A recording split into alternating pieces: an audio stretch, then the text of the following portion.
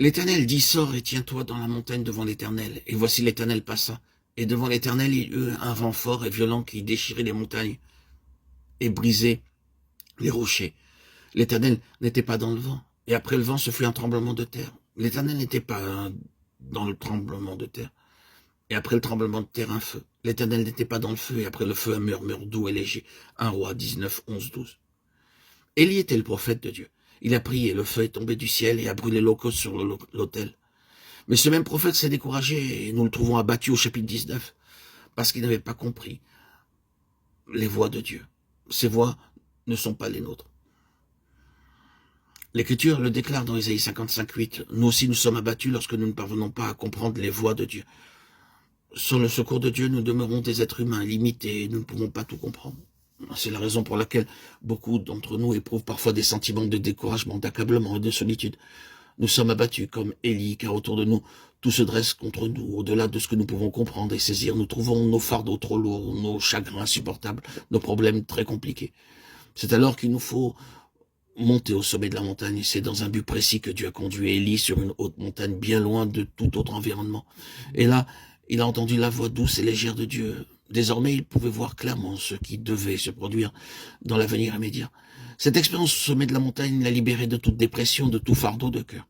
Lorsque vous êtes découragé, déprimé, accablé, la meilleure des choses à faire est de gravir quelques hautes montagnes spirituelles, d'où vous pourrez contempler le plan de Dieu pour vous et l'œuvre qu'il vous incombe de faire. De même, dans Matthieu 17:1, Pierre, Jacques et Jean ont été conduits sur une haute montagne.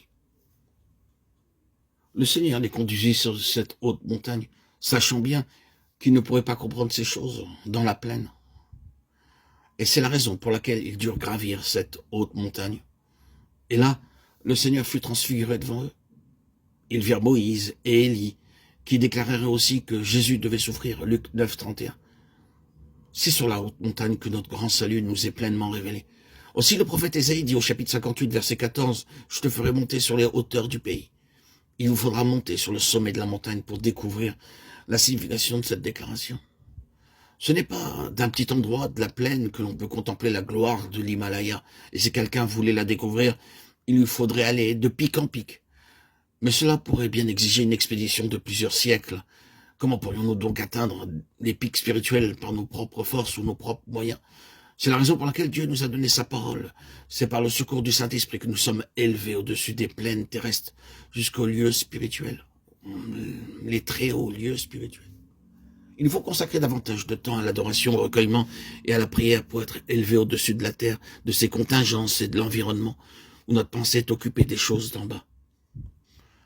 Ce que nous entendons autour de nous nous distrait, nous trouvons dans l'incapacité de comprendre ou de nous concentrer, parce que nos pensées vagabondent. Le chant et l'adoration contribuent à nous élever spirituellement sur de hautes montagnes. Le prophète Ésaïe nous révèle les détails de la naissance, de la mort et de la résurrection du Seigneur Jésus-Christ. Le livre d'Ésaïe est une description du salut, vu sous différents angles. Nous avons besoin d'aller de pic en pic en lisant la parole de Dieu. Lorsque nous lisons les chapitres 24 à 66 d'Ésaïe, soit environ 40 chapitres, nous trouvons une description des grands pics du salut.